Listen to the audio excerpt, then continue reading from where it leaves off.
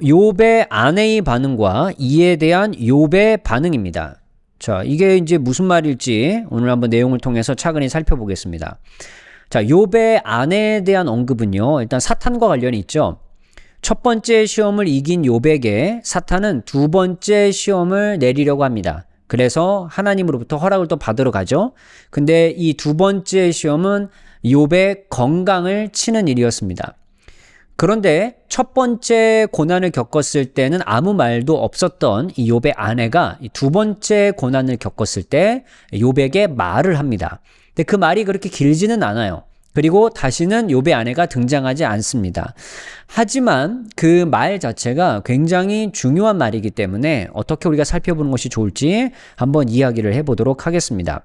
자, 욥의 이 반응에 대해서, 그러니까 욥이 이 고난을 겪고 있는 이 상황에 대해서 욥의 아내가 뭐라고 말하느냐면, 그의 아내가 그에게 이르되 당신이 그래도 자기의 온전함을 굳게 지키느냐, 하나님을 욕하고 죽으라 라고 이제 이야기를 합니다. 자, 여기에서 첫 번째 했던 말은 당신이 그래도 자기의 온전함을 굳게 지키느냐라고 이제 이야기를 하고 있습니다. 여기에 이제 온전함이라는 히브리어가 있죠. 예, 툼마입니다. 툼마. 온전함을 굳게 지키느냐. 그 다음에 하나님을 욕하고라는 이 단어가 또 굉장히 우리들에게 원래 익숙한 단어예요. 이 단어가 뭐냐면 바라크라는 히브리어입니다. 바라크. 원래 바라크라는 히브리어는요, 이제 복을 주다. 예. 아니면 더 우리에게 익숙한 건 축복하다. 이렇게 알고 있는 단어잖아요. 그리고 창세기에 이제 창조기사에 굉장히 많이 나오는 단어인데, 여기서 이제 욕하다라고 번역을 했단 말이죠. 그러면 이제 바라크의 의미를 이제 복과 관련된 것만 아시는 분들은 이거 번역이 틀렸다라고 언급할 수 있겠지만, 우리 이제 성경을 번역하신 분들이 이제 그럴 정도는 이제 아니죠. 이 바라크라는 히브리어가요, 굉장히 완곡어법으로 이 저주하다라는 의미를 가지고 있습니다. 굉장히 독특한 단어죠. 자, 그리고 나서 이제 하는 말이 죽으라예요. 무트입니다. 무트. 자, 무트가 지금 모음 빼면 타브. 예, 이렇게 쓰였는데, 자, 위에 지금 온전함이라는 단어를 보니까, 자, 이 단어와 관련이 있어요. 탐. 히브리어 이 탐과 관련이 있는데, 두 단어가 이제 순서만 바꾸면 굉장히 유사한 단어처럼 보입니다. 그래서 아마 욥기의 저자가 굉장히 언어 유희를 써서 지금 이 말을 하는 것처럼 보인다라고 말하는 분들도 있습니다. 자, 이 본문, 어쨌든 이 본문은 욥의 아내가 욥에게 한 말입니다. 자, 그러다 보니까 이 본문을 보고 굉장히 많은 학자들이 욥의 아내에 대해서 이제 비난을 했습니다. 칼빈 같은 분은요, 사탄의 도구다라고 불렀고요. 토마스 아퀴나스는요, 사탄이 욥의 아내를 살려둔 이유가 있지 않느냐. 다른 사람들은 다 어려움을 겪었는데 욥에게 대항하기 위한 방법으로 그녀를 사용하기 위함이다 라고 해석하기도 했습니다. 유대문헌에서요, 랍비들은 창세기 랍바에서 아담이 하와에게 넘어간 것 같지 않게 욥은 아내의 말에 넘어가지 않았다라고 해서 아담과 하와 그리고 욥과 그의 아내를 비교하는 그런 해석을 하기도 했습니다. 어쨌든 많은 학자들이 욥의 아내에 대해서 굉장히 비난하고 욥의 아내가 한 일에 대해서 굉장히 비판적인 시각으로 그녀를 바라보았습니다. 자, 그런데 과연 이 본문을 그렇게 해석할 수 있는 문제인지에 대해서 또 다른 학자들에 의해서 의문이 제기되기 시작했습니다. 자, 왜냐하면 자, 밑에 히브리어 본문을 한번 보시면 무엇인가 이상한 점이 발견되기 때문입니다. 자, 밑에 히브리어도 제가 위에 이제 그 한글 성경을 이렇게 줄을 나눈 것처럼 그 번역 순서 그대로 줄을 좀 나눠봤는데요. 그의 아내가 그에게 이르되, 여기는요, 바토메르로 이슈토. 그의 아내가 그에게 말했다. 그다음에 당신이 그래도 자기의 온전함을 굳게 지키겠느냐. 두 번째 줄, 오드카 마하직 베툼만 테카. 자, 당신이 그래도 자기의 온전함을 굳게 지키겠느냐. 마지막 문장, 바렉 엘로힘 바 무트. 하나님을 욕하고 죽으라. 명령형 두 개가 이루어짐. 자, 근데 이 본문의 문제가 무엇인가? 이 한글 성경을 보았을 때, 한글 성경뿐만 아니라 많은 역본들을 보았을 때 문제가 뭐냐면, 이 본문에 굉장히 중요한 게 없어요. 그게 뭐냐면 의문사가 없다는 겁니다. 의문사. 히브리어 의문사가 있습니다. 근데 이 의문사가 여기에 포함이 돼야 굳게 지키느냐 하고 여기 물음표가 이렇게 딱 찍힐 텐데 지금 이 히브리어 본문에는 의문사가 없습니다. 그래서 과연 이 본문을 의문문으로 볼 수 있겠는가? 이런 문제가 제기되기 시작했습니다. 그래서 만약에 의문사가 없이 번역한다면 그의 아내가 그에게 이르되 당신이 그래도 자기의 온전함을 굳게 지켰습니다 라고 말할 수 있다는 거예요. 그러면 욥의 아내는 마치 하나님이 욥에게 하셨던 말씀처럼 자신의 경건함을 끝까지 잘 지켰던 사람으로 욥의 아내도 인식하고 있었다라고 볼 수 있다는 거예요. 하지만 문제는 히브리어 문법에서는요, 이런 의문사가 없어도 이 맥락상 의문문으로 쓸 수 있는 가능성이 충분히 열려 있다라고 알려져 있습니다. 히브리어 문법에서는요. 그래서 의문문으로 쓰는 게 불가능한 건 아니에요, 또. 그러면 아마도 이 히브리어 본문을 본 사람들에 의해서는 의문문으로 볼 수 있는 여지도 있고, 그리고 그냥 의문문이 아닌 문장으로도 볼 수도 있지 않을까라는 굉장히 중의적 의미가 여기에 있어요. 그러니까 뭐 하나 딱 결정하기 어려운 본문으로 볼 수도 있다는 이야기입니다. 자, 그런데 만약에 이게 의문문이 아니라 그냥 평범한 문장으로 본다면 이 문장을 이야기한, 아니 이 말을 한 욥의 아내의 의도는 무엇일까? 지금 이 문장만 봐서는 당신이 이렇게 온전함을 지킬 필요가 무엇이냐? 그냥 신앙을 버려라. 약간 이제 이것처럼 좀 들리잖아요. 이 본문을 봤을 때는. 근데 이제 평범한 문장으로 본다면 이렇게 번역할 수 있어요. 그의 아내가 그에게 이르되 당신이 그래도 자기의 온전함을 굳게 지켰습니다. 하나님을 욕하고 그 결과로 죽음을 맞이하세요. 이렇게도 볼 수 있어요. 왜냐하면 여기 그 결과로라고 이제 제가 굳이 쓴 이유는 여기 밑에 접속사 바가 있어요. 원래 형태는 이제 베이죠. 접속사 베는요. 그리고 그러나 그래서 그러므로 등등 굉장히 많은 용어로 번역할 수 있는 접속사인데, 그래서 만약에 이것을 결과의 문장으로 본다면 하나님을 욕하고 그 결과로 죽음을 맞이하세요 라고 말하는 이유가 무엇이냐면, 지금 욥의 아내가 보기에도 욥의 이 상황이 굉장히 고통스러워요. 그리고 이런 고통스러운 상황을 그가 지속할 이유가 무엇인가? 지금 이런 상황에서 살아가는 건 이건 죽는 것보다 더한 고통이다라고 이 욥의 아내가 느꼈을지도 몰라요. 그래서 하나님을 욕하면 하나님이 당신을 죽일 수 있지 않겠습니까? 그러면 지금의 이 괴로운 고통으로부터 당신이 벗어날 수 있으니까 차라리 그 삶이 당신에게 더 나을 수도 있어요 라고 굉장히 종용하는 듯한 말을 이 욥의 아내가 하는 거죠. 하나님을 욕하면 하나님이 그를 죽이실 거니 그 결과가 지금의 죽음과 같은 고통보다 더 나을 거다. 이렇게 이제 볼 수 있는 문장이라는 거예요. 만약 이렇게 본다면. 근데 다른 번역도 가능해요.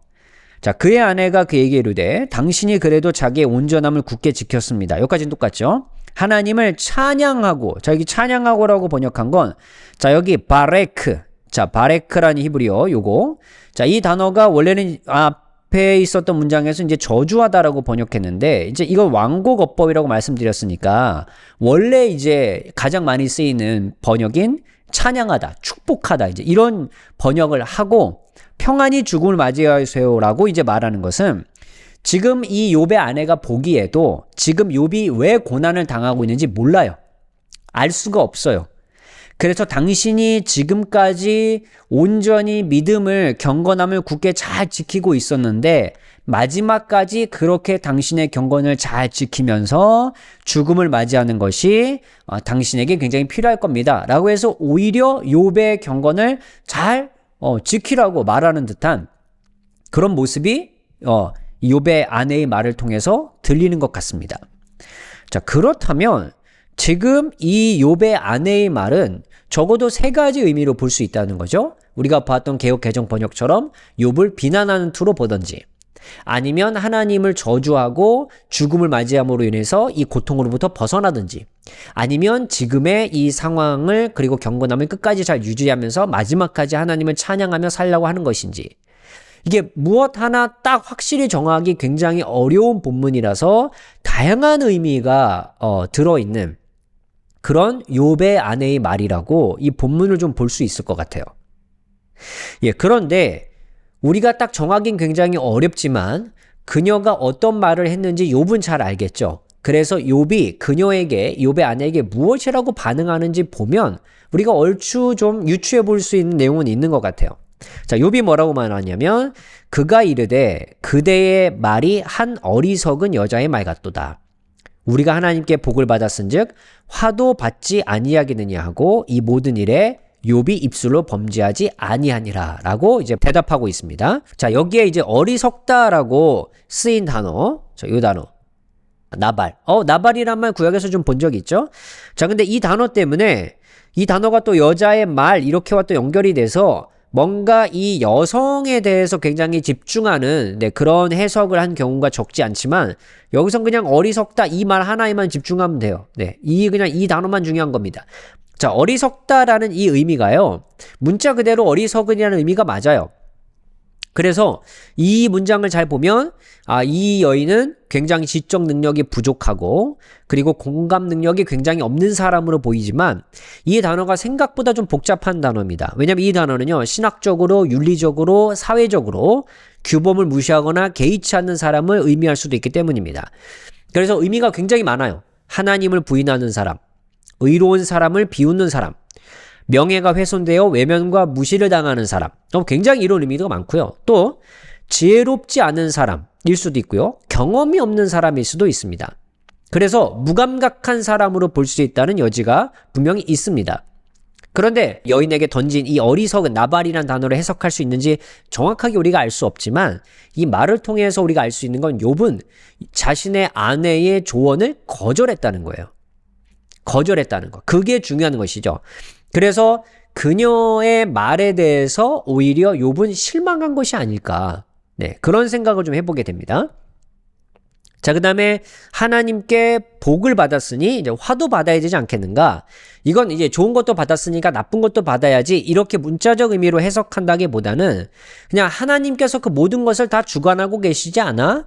하나님이 그냥 그 모든 것을 주관하시니까 우린 그걸 신뢰하고 살아야 돼. 그러니까 이제 이런 의미가 좀 더 욥의 말에 가능하다고 볼 수 있을 것 같습니다. 자, 그러면 결국 이 모든 걸 통해서 욥기의 저자가 말하고 싶은 건 이거겠죠. 이 모든 일에 욥이 입술로 범죄하지 않았다. 자, 그래서 결국 그가 죄를 짓지 않은 것이 핵심이긴 맞아요. 하지만 이제 또 어떤 분들은 입술로는 범죄하지 않았지만 혹시 마음으로는 범죄한 거 아니야? 예? 이런 여지가 있는 거 아니야? 이렇게 또 해석하는 분들도 있습니다. 근데 어쨌든 지금 이 욥의 말에서 그리고 아내와의 대화에서 볼 수 있는 상당히 중요한 모습들은 굉장히 중의적인 의미가 있다는 거예요. 그러니까 다양한 의미로 볼 수 있는 문장이 지금 여기에도 나타난다는 겁니다. 자, 그러면 욥기에서도요. 이렇게 어떤 한 문장을 볼 때 명확하게 이게 딱 의미가 이거다라고 볼 수 있는 문장보다 뭔가 이런 의미로도 볼 수 있을 것 같고 이런 의미로도 볼 수 있을 것 같은데 이거 어떻게 해야 되지? 라고 고민이 되는 지점들이 많아요. 특히나 1장, 2장, 42장 이렇게 산문으로 이루어져 있는 여기에 이런 문장이 많다 보니까 이걸 어떻게 해야 될까? 우리에게 난제가 될 수 있겠지만 제가 지난 라이브 때도 말씀드렸던 것처럼 혹시나 욥기의 저자가 이런 독자들의 반응을 원래 의도한 것은 아닐까? 그러니까 욥기의 전체적인 메시지 안에서 흔히 우리가 인과응보라고 하는 것으로 사람의 모든 인생을 다 재단할 수 없는 것처럼 복잡하고 뭔가 해결하기 어렵고 답을 내리기 어려운 그런 내용들이 인생에 참 많은데 그런 본문들을 이렇게 많이 넣음으로 인해서 뭔가 욥기 전체를 이해하기 위한 그런 어떤 장치로 아니면 방법으로 일부러 욥기의 저자는 그렇게 표현한 것이 아닐까 그렇게 좀 저는 생각해 볼 수 있는 본문으로 좀 여겨졌던 것 같아요. 그런데 어쨌든 그냥 내용상으로 보면 욥은 아내의 말을 거절했고 그리고 마지막까지 그는 죄를 짓지 않으려고 노력을 했었다라는 건 이제 분명한 것 같아요. 그렇게 이해하는 건 어렵지 않지만 어쨌든 굉장히 중의적으로 다양한 의미로 볼 수 있는 본문에 이 내용들이 등장한 것은 뭔가 의미가 있지 않을까 이런 생각을 해보게 만든 그런 본문이었던 것 같습니다. 저는 이 본문을 보고 이게 의문사가 없다는 것에 사실 깜짝 놀라고 이 본문을 여러 번 다시 보았던 이 시간들이 좀 있었는데요. 여러분 혹시 이 욥의 아내의 말에 대해서 어떻게 좀 생각하신 게 있으셨는지 또 여러분의 의견을 남겨주시면 감사하겠습니다. 오늘의 컨텐츠가 도움이 되셨다면 유튜브 멤버십이나 네이버 프리미엄 컨텐츠 오늘의 구약 공부를 구독하신다면 구약을 더 깊이 배우실 수 있습니다.